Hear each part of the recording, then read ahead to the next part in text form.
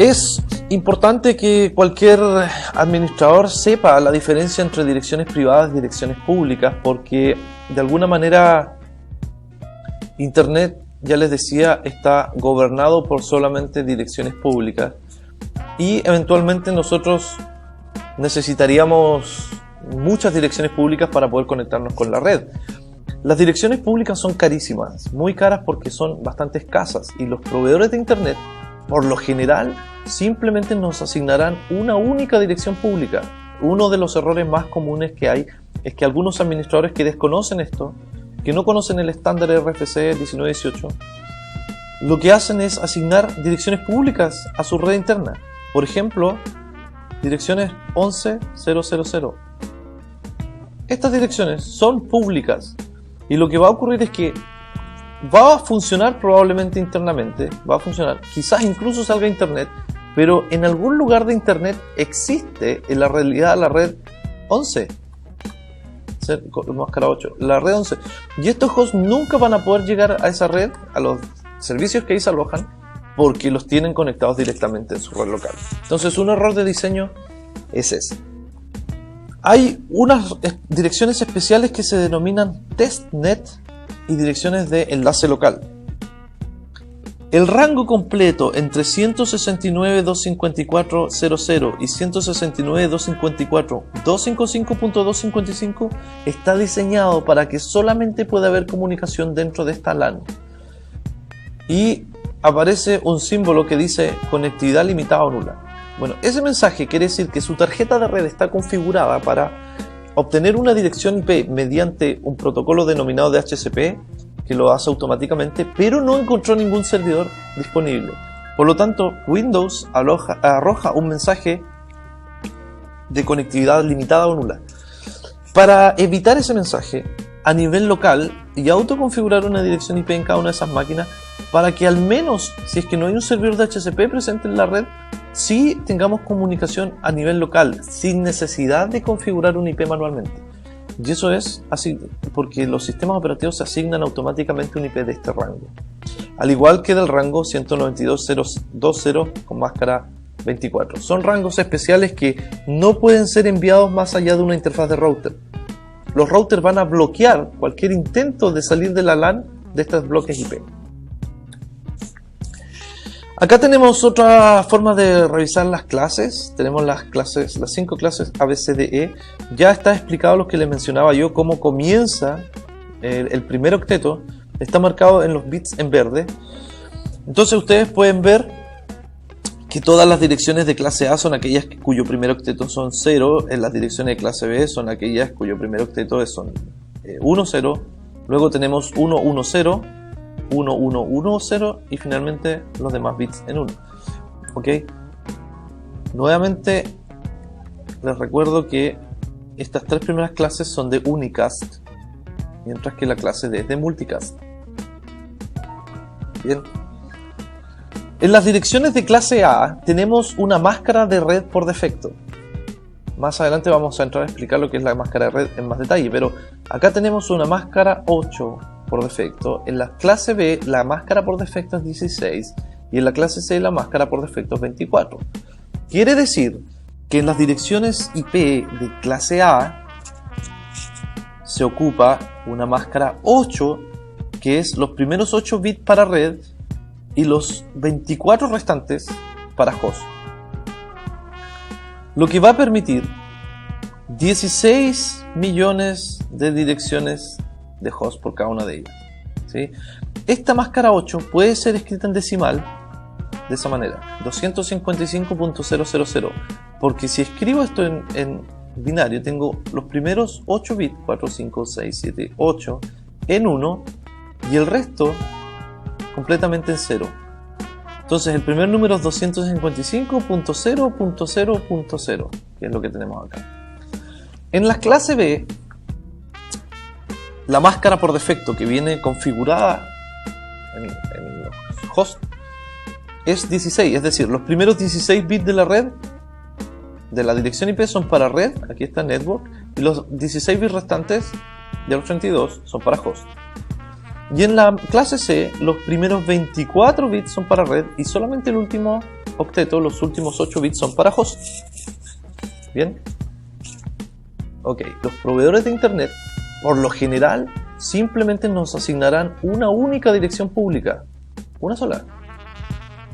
Y cuando tenemos múltiples hosts en la red, se tiene que implementar NAT, que es una técnica de traducción de redes para pasar desde la red privada, direccionamiento privado, hacia internet. Desde internet, si yo hago una comunicación hacia un host, por ejemplo desde la red privada, este host solamente verá que las conexiones provienen de esta dirección IP. Nunca se enterará de que existe esta completa red detrás, porque está siendo protegida por el router NAT. Existen dos formas de obtener las direcciones IP en la red, ¿ya? Una es estáticamente a través de los parámetros entregados por un administrador o dinámica y automáticamente a través de un servicio de DHCP. Ahora, cuando se especifica manualmente, se tiene que escribir la dirección IP correspondiente a esta red, la máscara de red, la puerta de enlace que es la dirección IP del router y los servidores DNS si es que hay uno o más. Esta configuración la entrega el administrador de red. Y podemos ver con el comando ipconfig cuáles son las direcciones que se han asignado a nuestra red. Aquí aparece un listado de todos los dispositivos y todas las interfaces de la red, incluso algunas virtuales, VirtualBox. Aquí aparece la red adaptador inalámbrica. En este caso estoy conectado a la red inalámbrica de INACAP. Mi vínculo, esto es una IPv6 local, eso no tiene mayor relevancia, pero sí, fíjense que automáticamente la red me entregó una dirección IP, una máscara y una puerta de enlace sin que lo tenga que haber configurado. Esto se hace mediante DHCP. Existe la necesidad de crear asignaciones especiales de direcciones según los dispositivos. Por ejemplo, si tenemos una red muy grande, 172.16, una clase B.00 con máscara 16, nosotros podemos, como administrador de la red, definir cuáles son el rango de direcciones que va a ser utilizados para DHCP, cuál va a ser el rango de direcciones asignados para host, cuál van a ser los dispositivos periféricos, dispositivos de red, cuál va a ser la IP del router, etc. Habitualmente uno dice, bueno, la IP del router es la primera IP. No es obligatorio que sea la primera IP, puede ser la última, puede ser la segunda, la tercera, etc. Lo que sí es obligatorio es que si usted configura la dirección 254, por ejemplo, en la interfaz del router, todos los demás tienen que usar como gateway la IP 254. Siempre. Entonces no hay ninguna regla que diga que usted tiene que usar la dirección tanto para tal dispositivo, pero sí tiene que saber que cualquiera que asigne tiene que ser recordada para poder ser configurada como gateway en cada uno de los demás dispositivos. Veamos ahora cómo se asignan las direcciones públicas. ¿Sí? Las direcciones públicas en Internet se asignan en un orden jerárquico. Este usuario, cuando necesita conectarse a la red, lo va a hacer a través de un proveedor de Internet, que es un ISP. Y ellos tienen asignados ciertos rangos, por ejemplo, 200.00024. Entonces, como yo soy un cliente de este ISP, él me va a asignar a mí una IP de este rango, por ejemplo, la IP 200.005. Pero, ¿quién le da a este ISP las direcciones que puede utilizar?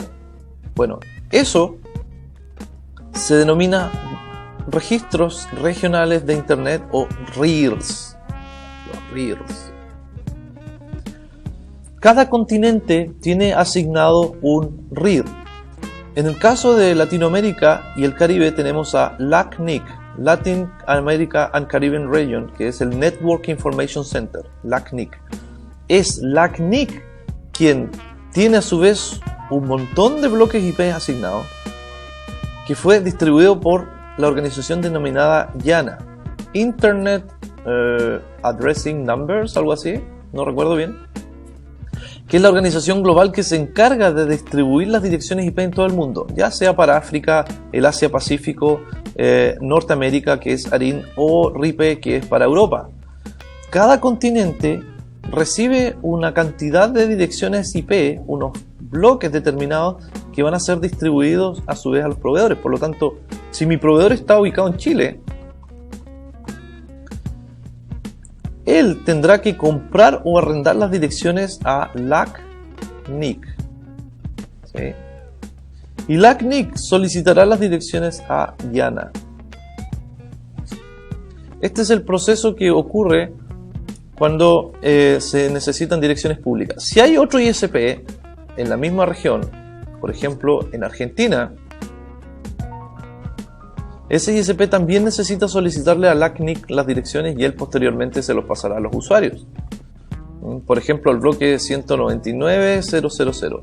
Y de esa manera se puede saber que las IPs que empiezan con 199 están en Argentina y las IPs que empiezan con 200, por ejemplo, están en Chile. Bien.